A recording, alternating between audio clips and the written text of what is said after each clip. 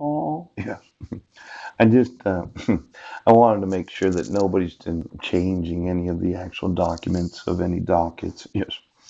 Now, there's what's known as the reasonable person. Yes.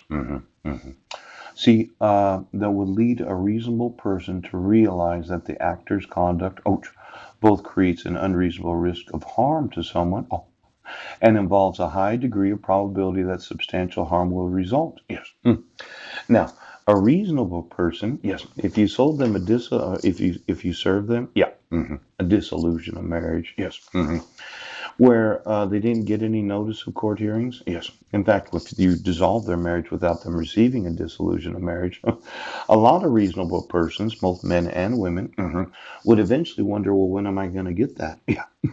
But you said that a reasonable a person, yeah, would go into the court. They'd pay 50 cents a page for something that should have been served on them. Oh. Now, what I know about persons, I mean actual individuals, yes, citizens, people, yes, human beings, the persons that live in various houses throughout the United States, those individuals that I consider reasonable persons.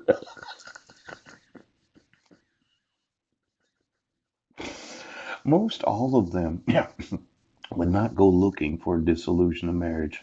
In fact, a lot of them would say, well, it's very unreasonable, yes, that I didn't get any notice of court hearings before giving custody of my sons to my wife. Yes. Now, let's say you issued one of these protection orders. Yes. Any reasonable person in the United States that it says that you didn't receive any actual notice of the hearing. Yes. You issued it for 10 years, right? The petitioner didn't sign it. Yeah. And you used forgeries to be able to issue it. Now, most reasonable persons would actually ask themselves, well, why didn't I get any notice of court hearings?